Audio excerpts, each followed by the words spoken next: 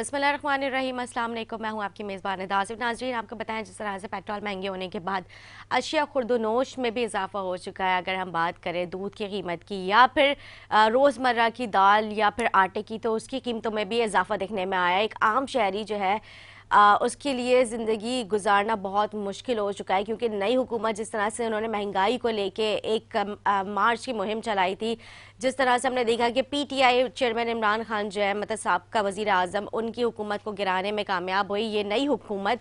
और उसके बाद जिस तरह से उन्होंने दावे और वादे किए थे कि नई हुकूमत में आने के बाद हम लोग जो है महंगाई कम करेंगे, लेकिन अगर हम उस वक्त से अभी को कंपेरिजन करते हैं तो बहुत ज़्यादा महंगाई हो चुकी है। हमने आवाम से जिस तरह से उनकी राय ली और उसके बाद अपने नुमाइंदों को भी हम उनसे भी हम गुफ्तगू करेंगे अपने प्रोग्राम में, तो उनका आवाम का जो कहना था कि एक वक्त का भी हम मतलब खाना अफोर्ड कर लें, ये भी बहुत बड़ी बात है, क्योंकि जिस तरह से महंगाई की शरह बढ़ रही है तो उसके बाद एक आम शहरी की ज़िंदगी गुजारना बहुत मुश्किल है। अगर इसके साथ साथ आपको पता है जिस तरह से अभी हुकूमत में जो सियासत की जो कहानियां चल रही है, जैसे सियासत चल रही है, उसमें एक दूसरे को तनकीद का निशाना बनाया है। जिस तरह से हम देख रहे हैं कि अभी इमरान खान साहब, उसके बाद शेख रशीद साहब, इससे पहले जो है फवाद चौधरी साहब, जो उनकी जिस तरह से उनको भी जो है मीडिया में डिस्कस किया जा रहा था, तो गिरफ्तारियां हुई। उसके बाद जो है फवाद चौधरी साहब की जो है इस पर जमानत हो गई, लेकिन शेख रशीद साहब जो है जिस तरह से उनकी गिरफ्तारी हुई और वो जो है मामला उनके चल रहे हैं।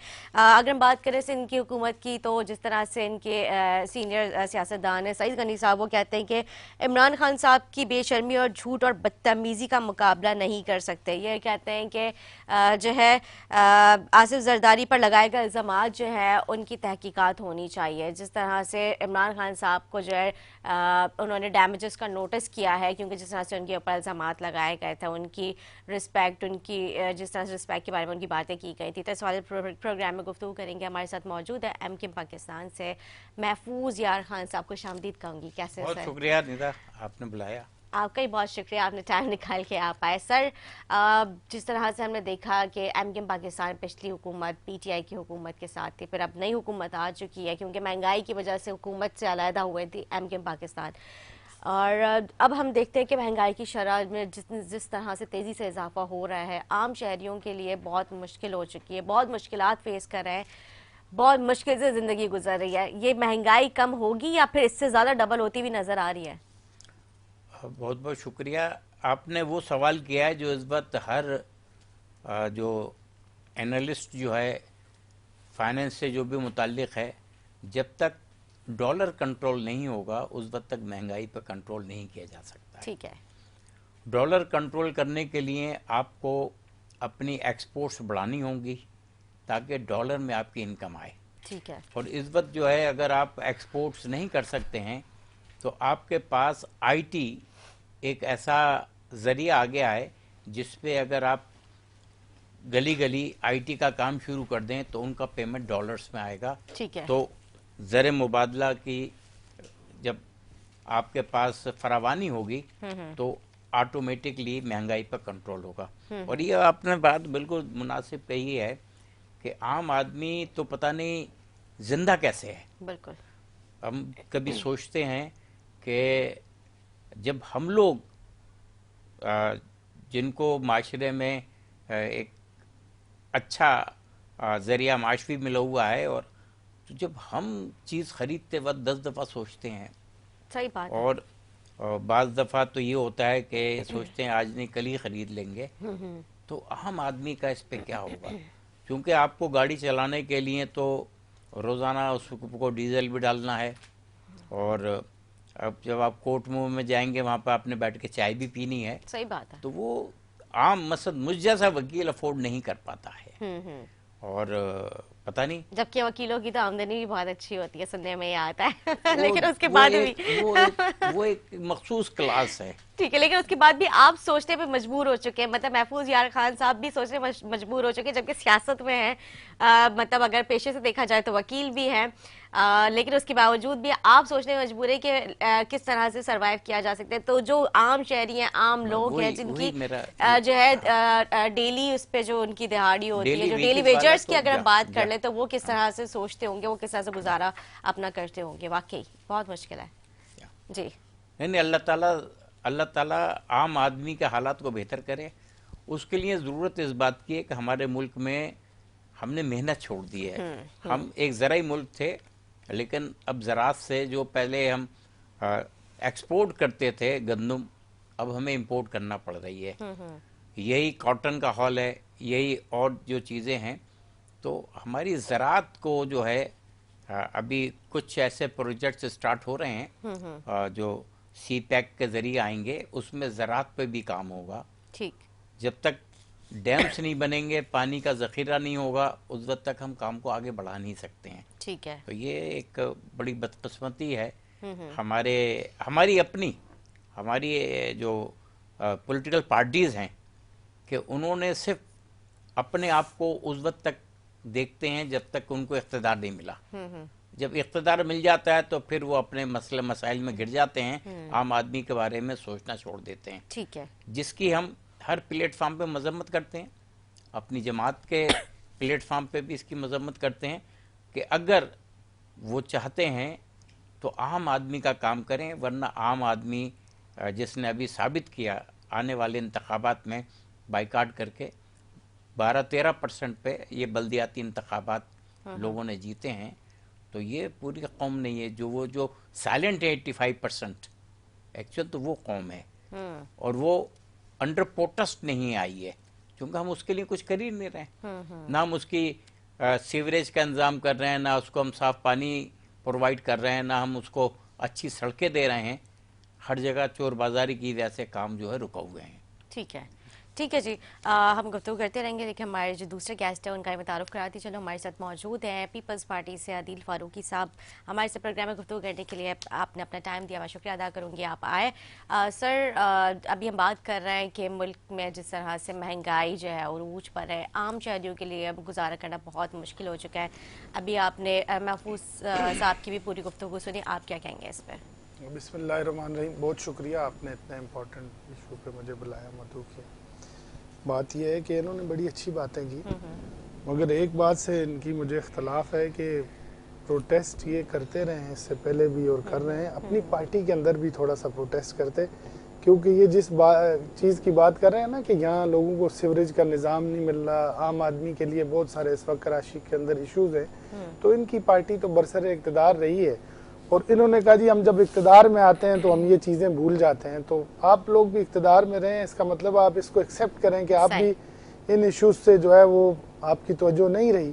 बहरहाल बात तो ये दुरुस्त है, इस वक्त जो एक महंगाई की लहर है और एक आम आदमी जो सफ़र कर रहा है, बिल्कुल ये नहीं, बिल्कुल उन्होंने बड़ी अच्छी बात की कि हम अब एक अच्छे नोबल प्रोफेशन से हमारा तल्लुक़ है। मैं भी खुद प्रैक्टिसिंग लॉयर हूँ और बड़ा मुश्किल होता है आजकल, जब पेट्रोल की हम कीमत देखते हैं, बाकी अशिया की महंगाई तो है बहुत ज़्यादा है और आम आदमी इस वक्त उसमें सबसे ज़्यादा सफ़र कर रहा है। जो एक मिडिल क्लास या उससे नीचे जो लोग थे अभी, उनके लिए बहुत ज़्यादा मसला है। एक आम जो मजदूर है, आरी है, किसान है, कोई उसके लिए अपॉर्चुनिटी नहीं है, कोई अल्टरनेट नहीं है इस वक्त उसके लिए। अपने बच्चों को जो है ना 3 वक्त का खाना इज्जत के साथ खिलाना बड़ा महाल है। तो बहरहाल हमें इस बारे में तो मिल बैठ कर सोचना चाहिए। कोई एक जमात में नहीं समझता इसका कोई हल निकाल सकती है, जब तक हम एक मैं समझता हूँ नेशनल रिकंसिलिएशन इकोनॉमी के हवाले से नहीं करेंगे, चार्टर ऑफ इकोनॉमी नहीं करेंगे, या आम आदमी को रिलीफ देने के लिए कोई हम मिल बैठेंगे नहीं, जितने भी स्टेक होल्डर्स हैं, जितनी भी पॉलिटिकल पार्टीज हैं, तो मैं नहीं समझता कि कोई एक जमात के बस में है अभी कि वो जो हालात मौजूदा हैं उनको वो ठीक कर सके।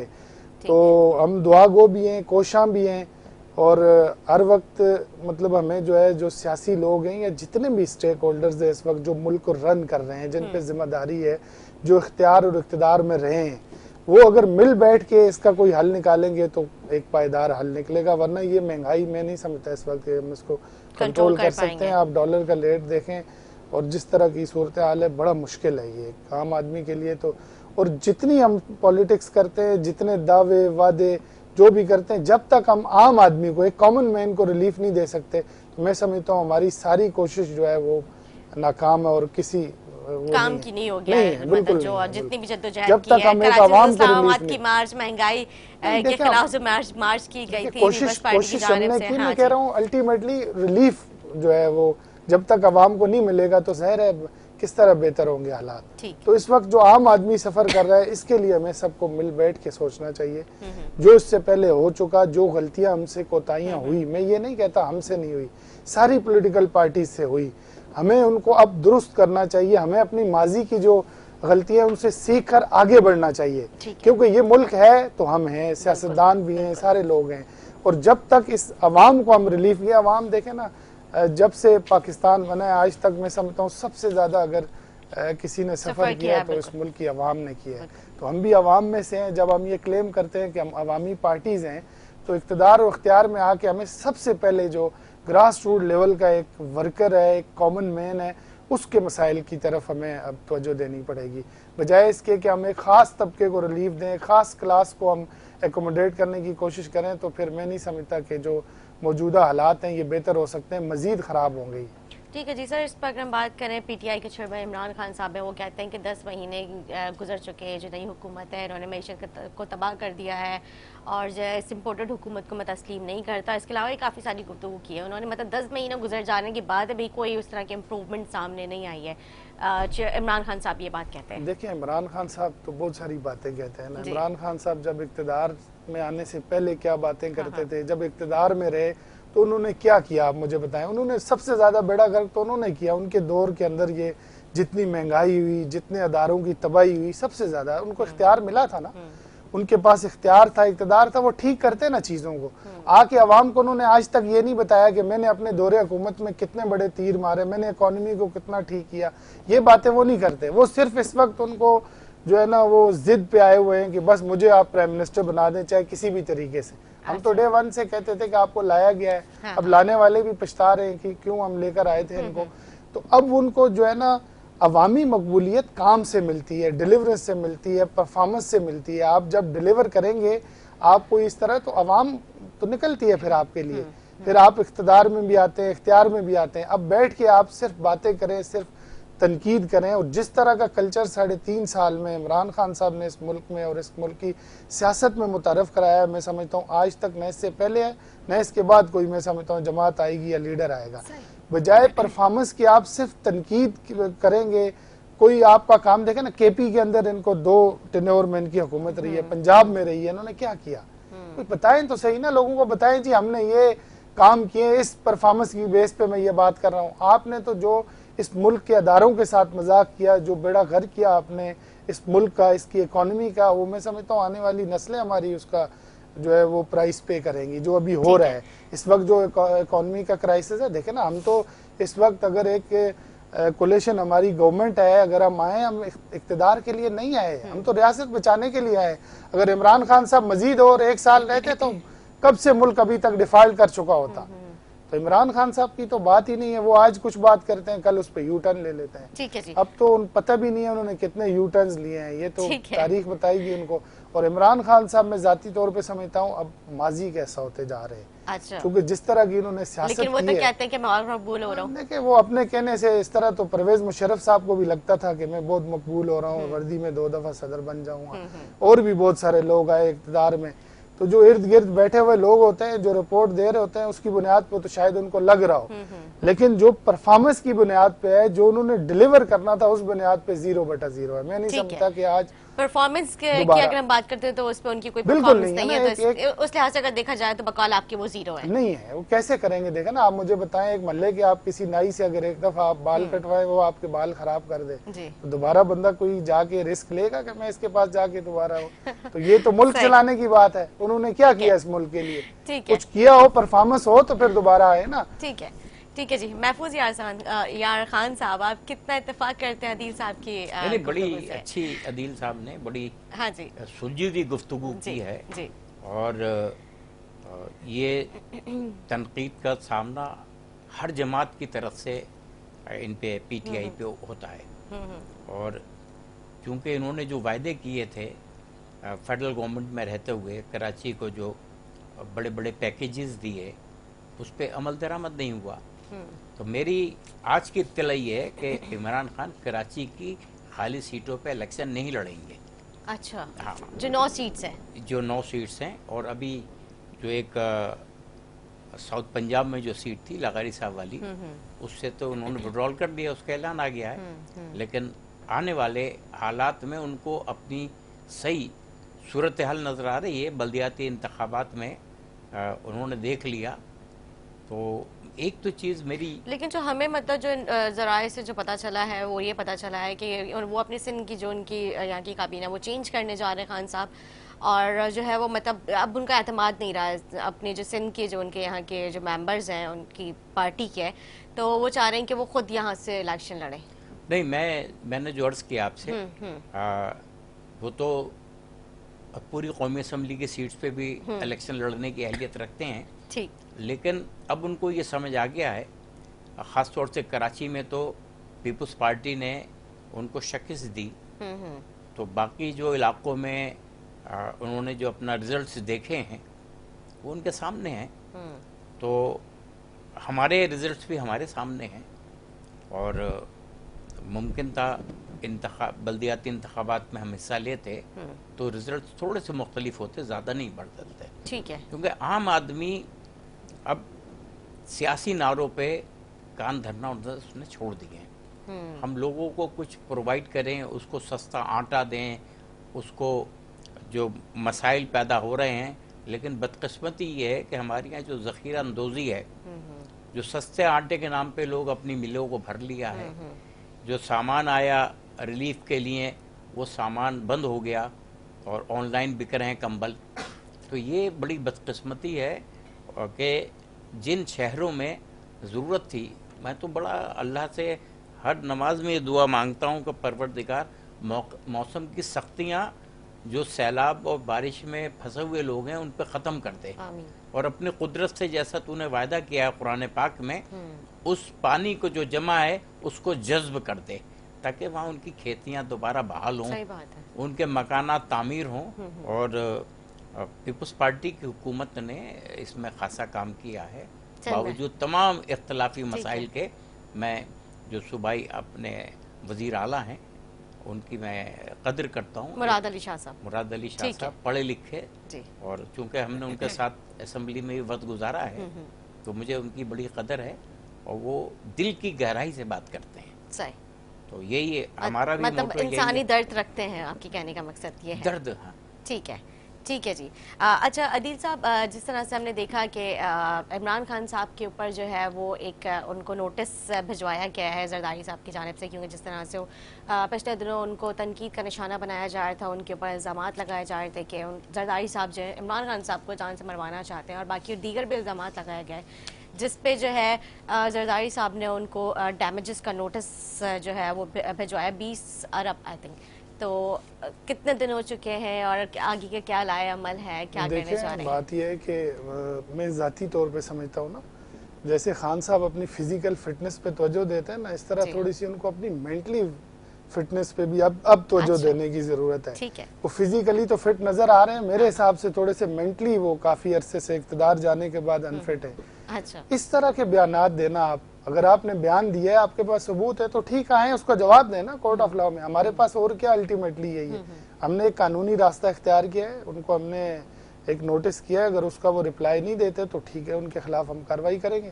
देखें उनके वो जो शेख रशीद साहब हैं उन्होंने भी इसी तरह के बयानात दिए, अभी वो कह रहे हैं उन्होंने लिख के दिया कि नहीं जी मैंने खान साहब की बयान को बुनियाद बना के ये बात की। आप इस मुल्क में किस तरह की सियासत करना चाहते हैं? आप मजाक समझते हैं? मतलब एक जमात का लीडर खड़ा होकर जिसका कोई देखो ना, जिसका कोई उसके पास एविडेंस नहीं है, वो उठ के खड़ा होकर किसी भी अदारे के ऊपर इल्जाम लगा देता है, किसी भी सियासी शख्सियत पे। आपको पता है इस वक्त मुल्क के हालात कैसे हैं, किस तरह का आप किस तरफ लेकर जाना चाहते हैं इसको? आप कल खुदा ना हास्ता एक बात करते हैं, हम खान साहब के साथ कुछ हो जाता है तो फिर कौन, मतलब इस तरह के बयानात देकर आप क्या करते हैं? आप सियासी मैदान में मुकाबला करें ना आसिफ जरदारी साहब का, आप आओ सियासी तौर पे मुकाबला करो। पहले आप कहते थे कि आसिफ जरदारी मेरी बंदूक की शिस्त पे है, अभी आप कह रहे हैं जी कि अब मैं उनकी बंदूक की शिस्त पे हूँ। ये क्या हो रहा है? ये सियासत। आप आओ भाई सियासी मैदान में मुकाबला करो, अगर आपके पास कोई एविडेंस आप लेके आओ, कोर्ट ऑफ लॉ में दिखाओ, ठीक है जी। ठीक है जी। नहीं है तो फिर आपके साथ ऐसा तो होगा। नोटिस हुए मेरे ख्याल नोटिस देखे 3-4 दिन हो चुके हैं, उसमें फर्दर जो है हमारी लीगल टीम काम कर रही है और उस पर कार्रवाई करेंगे। अब इनको इस तरह नहीं छोड़ेंगे कि किसी के खिलाफ भी कोई भी झूठा मन गलत बयान, रात में इनको कोई आके जो है पता नहीं इनको ब्रीफिंग, ये खबरें आती कहाँ से हैं ये इनको, और आगे सुबह एक नया शोशा छोड़ देते हैं इस मुल्क में। उसी पेन के जो हमारी आप देखें ना, शेख रशीद को देखें, उसने बयान दिया जी, अब वो आके कह रहा है जी मैंने खान साहब के बयान को बुनियाद बनाकर ये बात की है। तो ये क्या सीरियसनेस है? एक बंदा जो कहता है मैं 16 दफा वजीर रहा हूँ इस मुल्क में, वफाकी वजीर दाखिला था पिछली हुकूमत के अंदर, अगर वो इस तरह की बात करता है और एक पार्टी का चेयरमैन इस तरह की बात करता है, ये क्या मजाक हो रहा है इस मुल्क की? जवाब दे तो होना चाहिए ना इनको। अभी ये कह रहे हैं कि जी हमारे खिलाफ सियासी विक्टिमाइजेशन हो। आप मुझे बताएं हमने कौन सा सियासी केस बनाया है? इन्होंने तो लोगों को 4x4 की कोठरियों में डाला हुआ था। जो एहतसाब इन्होंने नैब न्याजी गठजोड़ करके जो लोगों की पगड़ियां उछाली हैं, जिस तरह का एहतसाब जो वज़ीर-ए-आज़म हाउस इस्तेमाल होता रहा है, जो डायरेक्टली खान साहब जो है वो, हमने तो किसी को न वाशरूम में बंद किया है ना किसी बंदे को जो है वहां जाके, वो जो तैयबा गुल वाला आप केस देख ले, इस तरह की आपको बहुत सारी मिसालें मिलेंगी। और कोई भी सियासी जो है वो लीडरशिप इनके दौर में महफूज नहीं रही इनके इंतकाम से। ये तो एसी उतरवाने की बातें करते थे, ये तो कहते थे हम आपका वो शर करेंगे, हमने तो कुछ ऐसा नहीं किया। इनको जमानतें भी मिल जाती है, हमें तो जमानतें भी नहीं मिलती थी। हमारी दफा तो लोग 300 दिन बगैर किसी केस के जो है वो अंडर डिटेंशन रहे हैं। तो इनके साथ तो अभी कुछ हुआ ही नहीं है। ये तो हम तो कह रहे हैं कानून के मुताबिक इनके खिलाफ कार्रवाई होनी चाहिए। हमारी कभी ये पॉलिसी नहीं रही कि हम किसी को सियासी तौर पे इंतकाम लें, वरना ये बर्दाश्त कर सकते हैं। ये कोई सियासी जमात है, इनकी कोई सियासी कोई पॉलिटिकल इनकी स्ट्रगल ही नहीं है। इन्होंने अभी देखी ही नहीं है वो चीजें जो हम एक खून और आग का दरिया पार करके आज जिस जमहूरियत की हम बात करते हैं, जहां हम बैठे हुए हैं, इनको अभी पता ही नहीं है, इनको अभी गर्म हवा भी नहीं लगी। इन्होंने एहतसाब कहाँ देखे हैं अभी। ठीक है जी, गुफ्तगू करते रहेंगे, लेकिन एक शॉर्ट ब्रेक लेंगे। ब्रेक के बाद हाजिर होंगे, हमारे साथ।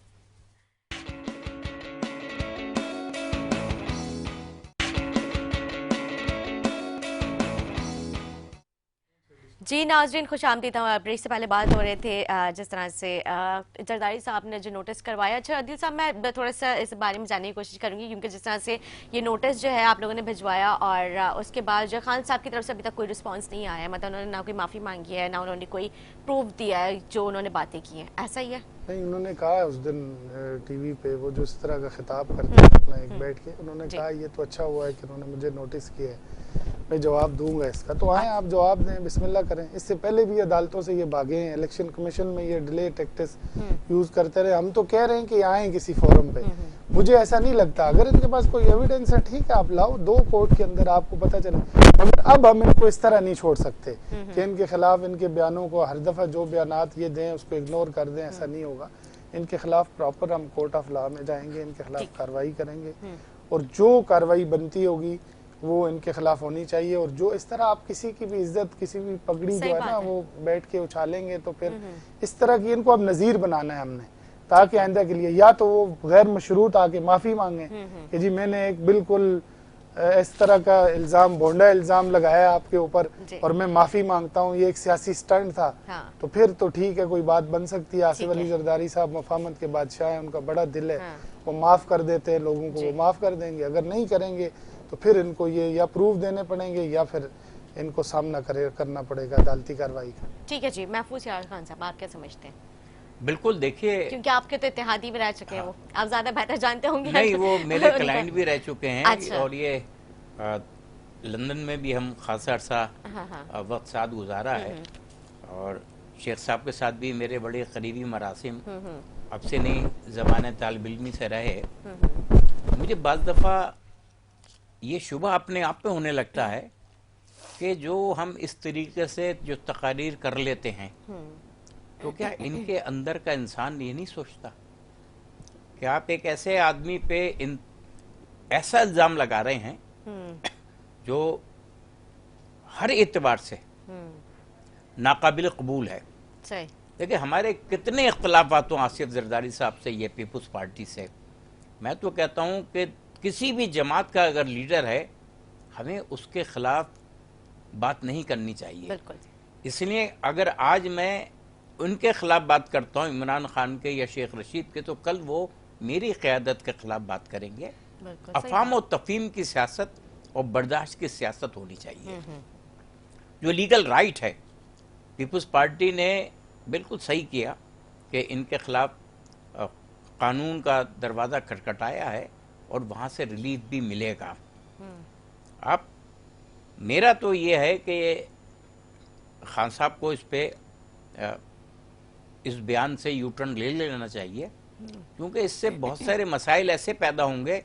अदालतों पे आपका एतमाद नहीं, इलेक्शन कमीशन पे आपका एतमाद नहीं, अपने सियासी हरीफों पे और हलीफों पे आपको एतमाद नहीं, तो भाई आप कौन सा इस मुल्क में कानून चाहते हैं, या कौन सी ऐसी असेंबली चाहते हैं जिसकी हर सीट पे आप कहते हैं मैं इलेक्शन लड़ूंगा?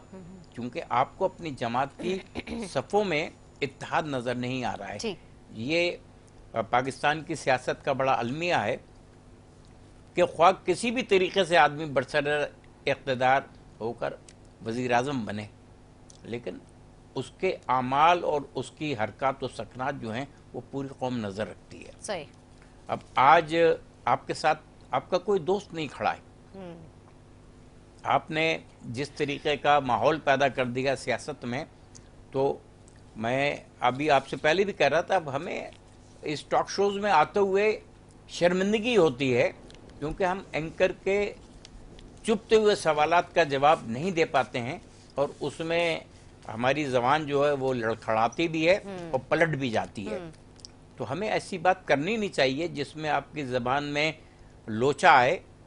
आप वो काम करें जिसमें आम आदमी की फलाह बहबूद हो, आम आदमी के लिए आपने कुछ किया हो, तो आप लेकर आएंगे सामने। बिल्कुल ठीक कह रहे हैं, लेकिन कुछ सवालात ऐसे होते हैं ना, मतलब जाहिर सी बात है जिसका एंकर भी चाहता है कि जवाब तो मिले, लेकिन जाहिर अगर आपकी कारकर्दगी उस नौयत की होगी जिस पे आपकी ज़बान ना लड़खड़ाए, तो आप उसका आंसर कॉन्फिडेंटली करेंगे। और अगर आपने नहीं किया होगा तो जाहिर सी बात है आप जो है उस चीज़ पे कंफ्यूज हो जाएंगे, नहीं जवाब दे पाएंगे। अच्छा, मैं आपको एक और बात चीज़ रिकॉर्ड पे रखूँ। हाँ, ये जो हम मुख्तलिफ स्टेजेस पे मुख्तलिफ चैनलों पे जाकर जो बात करते हैं, मैं यकीन से कहता हूँ कि बहुत सारे लोग ऐसी बातें कर जाते हैं जिन्होंने कभी उसके बारे में सोचा भी नहीं होगा, जो वो पूरी नहीं कर सकते और ना पूरी कर सकते, ना पार्टी की क़यादत से वो इतने कुर्ब रखते हैं कि उनको सही हालात का पता हो। लेकिन उस वक्त रवानी में, क्योंकि वो रवानी में नहीं, वो आवाम को ट्रैप करने के लिए, वो ये मेरे ख्याल से ये ज्यादा बेहतर रहेगा अल्फाज कहना। क्योंकि बहुत सारी ऐसी चीजें होती हैं कि हमारी तो बड़ी छोटी सी जमात है, हमें नहीं पता होता है कि हमारी पार्टी का नेक्स्ट मूव क्या है, जब तक के वो राब्ता कमेटी में डिस्कशन ना हो। तो हम अपनी बड़ाई में ये साबित करते हैं कि चाहे पूरी दुनिया की सियासत जो है वो हमारे ही गिर्द घूम रही है, तो उससे हमें भी थोड़ा सा परहेज करना चाहिए। और एंकर साहिबान जिस तरीके से वेल इन्फॉर्म्ड हैं, मैं बड़ी कद्र करता हूँ। बहुत सारे ऐसे एंकर्स हैं जो बड़ी तहकीक कर कर आते हैं, और आप भी इन तमाम चीज़ों पे गहरी नज़र रखकर बातचीत करती हैं, तो ऐसे प्रोग्रामों में तो बैठते हुए भी आदमी को फ़ख्र महसूस होता है, किसी को बताता है। लेकिन अगर मैं अभी फारूकी साहब से और वो फारूकी साहब मुझसे लड़ रहे होते तो मैं किसी को बताता भी नहीं कि आज हमारा ये प्रोग्राम हुआ है। नहीं, मुझे भी ये लगता है कि जितना आप इत्मीनान से और आप अपना जो आपका मकसद है बात करने का वो आवाम तक पहुंचे, मतलब एक अच्छे माहौल में, मतलब लड़ाई झगड़े से ना आवाम को समझ आएगा, बल्कि आवाम बोलेगी आपस में लड़ना है, इसका मतलब हमें भी लड़ना है, और वो फिर जो है वो उस चीज़ को ज़ातियात पे ले जाते हैं, और फिर आपस में जिस तरह से जो है सियासी जमातों में फिर इख्तलाफात पैदा होते हैं, क्योंकि जब लीडर्स बैठ के टीवी पे इस तरह की गुफ्तगू करते हैं तो फिर आम आवाम के ऊपर उनका गहरा असर जाता है। आप क्या समझते हैं इस पे? असल में उसकी बुनियादी वजह इन्होंने बड़ी खूबसूरत बात की, और मैं हमेशा इनको उस्तादों का दर्जा देता हूँ, सीखा है हमने इनसे बहुत सारी जगहों पे। देखिए, शाइस्तगी, मुदल्लिल बात करना, जिसके पास दलील नहीं होती वो अपनी आवाज़ को ऊंचा करता है, और हम बैठ के ऐसा नहीं है कि यहाँ हर गलत सही काम को डिफेंड करने के लिए हम बैठे हुए हैं। हमें वो बात करनी चाहिए जो ग्राउंड रियलिटी, जो हकीकत पर मबनी हो। देखें, यकीनन हमारे पॉलिटिकल कैरियर्स हैं और हमारी भी एफिलेशंस होती हैं, हम इधर बैठ के सियासी जमात को या अपनी जमातों को यहाँ पर रिप्रेजेंट करते हैं, लेकिन हमें वो बात करनी, हम आवाम में से हैं। अब हम बैठ के मैं कहूँ जी नहीं जी हमारी पार्टी ने कभी कोई गलती की ही नहीं है, हमने दूध और शहद की नहरें बहा दी, हम इस तरह का नक्शा पेश करें जो हकीकत के बरक्स हो, ऐसा नहीं है। मुदल्लल बात करें दलील के साथ, और जो अच्छे काम हैं उनको उजागर करें, जो कमी कोताही है उसको एक्सेप्ट करें, जब भी बेहतरी आती है। अगर हम कहेंगे हम अकले कुल हैं, हमने सब कुछ कर लिया, देखें सियासत में किसी भी मैदान में आपको हमेशा बेहतरी की गुंजाइश होती है और रखनी चाहिए। एक अच्छा पॉलिटिकल वर्कर वही होता है जो इन चीज़ों को इनसे सीख के आगे बढ़ता है। हमारा भी एक लर्निंग प्रोसेस होता है पार्टियों के अंदर। हम भी अगर एक सियासी कैरियर अपना आगाज, ये तो माशाल्लाह इनके तो कोई 4 दहाइयों 5 दहाइयों से हम देख रहे हैं इनको, जी। बड़ी इनकी एक स्ट्रगल है। तो इसी तरह हम भी जो है वो जो सियासत करते हैं, तो अच्छे जो सियासी वर्कर होते हैं उनको ये खासा बनाना चाहिए कि अगर वो जो बात करें वो दलील के साथ हो, उसमें वजन हो, जो आप आवाम को समझ, वो शाइस्तगी के साथ। आपने अगर इख्तलाफ भी करना है, आपको इख्तलाफ राय भी है, तो शाइस्तगी के साथ करें, सुने पहले बात, क्योंकि आवाम हमें सुन रही होती है। इस वक्त जो मुल्क के हालात हैं, बजाय हम उन पे रोशनी डालने के, उनका हल बताने के, हम आपस में लड़ना शुरू हो जाएं, हम एक दूसरे पे सबकत ले जाने की कोशिश करें, हम इस चक्कर में पड़ जाएं कि हमने क़यादत को खुश करना है, और हम जो है वो इस तरह की बातें करें। मैं समझता हूँ इससे हमारी जो क़यादत है वो भी खुश नहीं होती। सही बात। वो भी ये देखते हैं कि कौन सा सियासी वर्कर, कौन सा हमारा बंदा जाकर वो कितनी समझदारी की बात करता है जो पार्टी के मफाद में जाती है। और हमें इसी तरह की गुफ्तगू करनी चाहिए ताकि ये जो एक वक्त होता है आपका 1 घंटे का, पौने घंटे का, इसके अंदर किसी को कोई बात समझ आए। अवाम इस वक्त परेशान है, वो हमसे हल चाहती है, वो देखती है कि हमारे, क्यों लोगों का आजकल देखें टॉक शो भी नहीं देखते लोग, कुछ प्लांटेड किस्म के प्रोग्राम होते हैं, कुछ लोग है अपना पब्लिसिटी स्टंट करते हैं जाके यहाँ। ऐसा नहीं होना चाहिए। अवाम के इश्यूज पर बात हो, और ये आपको क्रेडिट जाता है। जितनी दफा हम आपके शो में आए, तो कभी आपने नहीं देखा होगा कोई इस तरह की गर्मा गर्मी कोई चीज। अल्हम्दुलिल्लाह बहुत पोलाइट और नेचुरल तरीके से गुफ्तगू करते हैं। जब हम इस तरह की बात करेंगे तो आवाम को भी समझ आएगी। अदा करूंगी कि आपने कहा कि इसका क्रेडिट चाहते हैं, बिल्कुल, लेकिन गेस्ट भी ज़ाहिर उस तरह के समझदार होने चाहिए कि वो अपनी बात किस तरह से आवाम तक कन्वे कर रहे हैं। तो वाकई ये तो है, मैं बिल्कुल, इसलिए मुझे अच्छा भी लगता है आप लोगों के साथ गुफ्तगू करना और प्रोग्राम में, इसलिए मैं आप लोग बार बार इन्वाइट भी करती हूँ। लेकिन जिस तरह से अभी इन्होंने बात की कि जो महंगाई का जो हल है, क्या समझते हैं फारूकी साहब के कब तक हम इन सारी क्राइसिस से बाहर आ पाएंगे? देखें, ये कोई टाइम फ्रेम भी मैं अभी आपको दे जाऊं कि 10 महीने में हम डॉलर जो है वो 100 रुपए पे ले आएंगे, नहीं, लेकिन फिर भी अंदाजन के आगे क्या प्लानिंग है, हम क्या करने जा रहे हैं, जो हम कर रहे हैं ना, आप देखें जब से ये हुकूमत बनी है, चाहे प्राइम मिनिस्टर हो, चाहे फॉरेन मिनिस्टर हो, जितनी भी कैबिनेट है इनकी, वो दिल से इस वक्त कोशिश कर रहे हैं। कोई आपको ऐसा स्कैंडल नजर नहीं आएगा, कोई उनकी जो कोताही, देखें कोशिश कर सकता है ना बंदा बेहतरी के लिए, पूरी दुनिया में जा रहे हैं, पूरी दुनिया को माइल कर रहे हैं। जो हमसे इससे पहले गलतियां हो चुकी हैं, जो IMF के साथ जो इससे पहले जो इमरान खान साहब ने मुआहदा करके एक इस मुल्क को नुकसान पहुंचाया, उस पर अमल दरामद न करके इन्होंने जो है वो नुमाइशी तौर पे पेट्रोल की कीमतें कम करके और इकोनॉमी को नुकसान पहुंचाते रहे। इसके अलावा जो इनके पास अनाड़ी लोग थे जो इकोनॉमी को समझते ही नहीं थे, इन्होंने ला के वहाँ नए लोग बिठा दिए। सिर्फ इस वजह से नहीं कि आप वहाँ लूट मार करो, नएली की वजह से भी बहुत सारे अदारों को नुकसान होता है। तो ये जो टीम इससे पहले बैठी रही है, और उससे पहले भी मैं ये कहता हूँ जो कमी कोताहियां जो भी इक़्तिदार में रहा, अब हमें उसको बेहतर करने की कोशिश करनी चाहिए। हमें अपने खर्चों पे जितने भी हम लोग हैं, चाहे वो पार्लियामेंट में बैठे हुए हैं, चाहे वो वज़रा साहिबान हैं, कैबिनेट के मेंबर हैं, जो भी हैं, सबको, जो गवर्नमेंट ब्यूरोक्रेसी हमारी जो सारा ये पहिया चलाती है इंतजामिया का, उनको भी सबको हमें अपने सबसे पहले अपना एहतसाब करना पड़ेगा।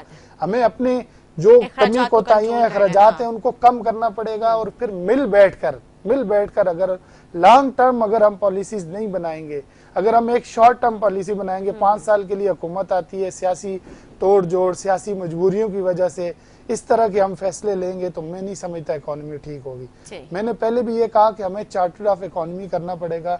ये मुल्क है तो हमारी सियासत भी है, हम भी हैं, सब कुछ है। तो इसके लिए हम जितनी कोशिश कर सकते हैं, हमारी पार्टी, हमारी क़यादत भी लगी हुई है, और बाकी पॉलिटिकल पार्टीज भी जो है, मैं समझता हूँ जिस तरह एक बड़ा अच्छा इनिशिएटिव लिया है अभी APC हो रही है, उसमें उन्होंने जो है खान साहब को भी दावत दी है, इनको जाके मिल बैठ के दावत मुस्तरद कर दी है। अब हमें ईगो ना की बुनियाद पे जब हम इस तरह करेंगे ना, खान साहब ने अपने दौर में कोई APC नहीं बुलाई, ना इन्होंने लोगों को बिठाया, ना कोशिश की। अनाप परस्ती नहीं चलती सियासत में, जो है ना कोई हरफे आखिर नहीं होता। क्यों कहते हैं, देखे ना, सियासत हम कोई, मैं जाती कोई मेरी मीरास तो नहीं है, या कोई ये प्राइवेट पब्लिक इंटरप्राइजेज हैं पार्टियां, देखे ना, हम आवाम को रिप्रेजेंट करते हैं, अवामी खिदमत की बात करते हैं। सियासत तो यही खिदमत है। हमें अपनी अना को एक तरफ रखे इस मुल्क का सोचना पड़ेगा, इस मुल्क को ठीक करना पड़ेगा। जो देख रहे हैं इस वक्त जो एक दहशतगर्दी जन्म ले रही है, यानी कोई शहबाज शरीफ साहब कोई इनको गले मिलने के लिए या अपनी सियासत को आगे बढ़ाने के लिए तो नहीं बुला रहे ना। ये एक नेशनल इशू है, इनको जाना चाहिए था, वहां जाके अपनी इनपुट दें। जब तक आप टेबल पे नहीं बैठेंगे, गली मोहल्ले, इनका शुरू से डे वन से इनकी ये खासा रहा है, बजाय पार्लियामेंट में बात करने के ये जाके पहले डी चौक में बैठ के, उसके बाद ये इस्तीफों पे आ गए। जो भी इन्होंने काम किया है, चूंकि इनकी सियासी तरबियत नहीं थी, देखे ना आज असेंबलियां तोड़ के खुद ही फिर इस्तीफे दे के दोबारा जाके असेंबली के गेट पे खड़े हो गए, जी हमें असेंबली में जाना है। भाई आपको अवाम ने इज्जत दी, मुंतखब किया, वोट दिया, ऐवान में भेजा, आपको अगर इस मुल्क का प्राइम मिनिस्टर बनाया, इख्तिदार में आगे चाहे जिस तरीके से भी आए, आप डिलीवर करते ना, अपने अमल से बताते। 3.5 साल कम अरसा नहीं होता। आपने आगे कराची को मैं पेरिस बना दूंगा, न्यूयॉर्क बना दूंगा, मैं वो जो है वो साइकिल पे आया करूंगा प्राइम मिनिस्टर हाउस। पहला वजीर आजम था जो हेलीकॉप्टर पे आता था, तो और उसके बाद भी मतलब इख्तिदार से जाने के बाद भी हेलीकॉप्टर जाने के बाद भी, तो मतलब इस तरह की कोल और फेल में जब हमारे तजाद रहेगा, चाहे वो सियासी वर्कर हो, चाहे वो सियासी लीडरशिप हो, मैं समझता हूँ फिर बेहतरी नहीं आएगी। हमें अपनी अना को एक तरफ रख के मुल्क का सोचना पड़ेगा, सबको मिल के बैठना पड़ेगा। ठीक है जी। इसमें मेरा ये है कि जो जैसे बड़ी अच्छी गुफ्तगू की फारूकी साहब ने, पॉलिटिकल पार्टीज को अपने जो कारकुनान हैं, अपने जो वर्कर्स हैं, उनकी तरबियत की नशिस्तें करनी चाहिए, बिल्कुल काउंसलिंग करनी चाहिए। और जमातों में भी होती हैं, हमारे यहाँ भी हम कल वकला का एक कन्वेंशन कर रहे हैं जिसमें रूल ऑफ लॉ पर बात करेंगे, खालिद मकबूल सिद्दीकी भाई, और ताकि आम आदमी जो है उसको समझ में आए उसके क्या हुकूक हैं। जब तक हमारा अदालती निज़ाम बेहतर नहीं होगा, डेफेमेशन और डैमेजेस के केसेस पे फैसले नहीं होंगे, उस वक्त तक कोई चीज़ सामने नहीं आएगी। जहाँ तक ताल्लुक है सियासी सोच और सियासी तदब्बुर, वो तजर्बे से आता है। और जैसा कि फारूकी साहब ने कहा, आपका तजर्बा अगर बाल काटने का है तो आप अच्छे कसाई बन नहीं सकते। सही बात है। तो यहाँ लेकिन हमने देखा यहाँ पे बकरीद में जो वो जो बरसाती कसाई है वो भी निकल जाता है, वो खाल भी खराब कर देते हैं और गोश्त भी। पिछले 5 साल से इस तरह के सियासतदानों की भरमार है। ये जो नए जो निकल के आ रहे बरसाती, ये भी बड़ी अजीब चला हुआ पॉलिटिक्स। सियासी कारकुन हाँ जी, एक जद्दोजहद के बाद आता है, और हमारे यहाँ 90% पॉलिटिकल पार्टीज के जो कारकुनान हैं वो सब जेलें काट कर जद्दोजहद कर कर आए हैं जी। मैं आपको बताऊं, शायद आपके इल्म में ना हो, मैंने अपनी 24 दफा मैंने जेल काटी और कभी रोता हुआ बाहर नहीं आया। अच्छा। हमेशा यूनिवर्सिटी की 4 डिग्रियां जेल से ली, BA, LLB, MA, LLM, और लोगों की तो डिग्रियां जाली होती हैं, ये मेरी जेली डिग्रियां हैं। वहाँ पे फारिग थे तो आपने कहा चलो पढ़ी लूं। नहीं, उस्ताद अच्छे बोलते, प्रोफेसर जमाल नकवी, अल्ताफ गौहर, हाँ जी, इस टाइप के लोग जब रहते थे साथ तो उनसे बड़ी मदद मिलती थी। और कराची यूनिवर्सिटी का हमने सेंटर बना दिया था, सेंट्रल जेल को, और आज भी वो सेंटर है।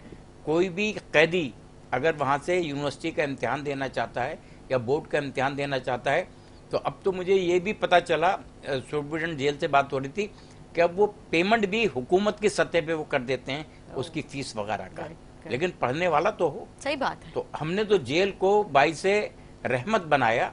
हमारे घर में तो इतनी गुंजाइश नहीं थी कि हम अलग कमरे में रहकर पढ़ते जी, लेकिन जेल में हमें ये सहूलत थी कि अपना खादमीन भी है, 24 मरतबा जेल कि आपको आप एडवांटेज मिला हुआ था। नहीं, आज बहुत मजे की गुफ्तगू रही। मैं आपका बहुत शुक्रिया अदा करूंगी, आपने अपना कीमती वक्त निकाल के आप आए मेरे प्रोग्राम के लिए। दिल साहब, मैं आपका भी शुक्रिया अदा करूंगी, आपने भी अपना कीमती वक्त दिया। गुफ्तगू बहुत अच्छी रही, बहुत शुक्रिया आप लोगों का। उम्मीद करती हूँ मेरे नाज़रीन को हमारा प्रोग्राम अच्छा लगा। इसी के साथ अपनी मेज़बान निदास वक्त इजाज़त, मुझे, मेरे मेहमानों को, मेरी टीम को दुआ में याद रखें। अल्लाह हाफ़िज़।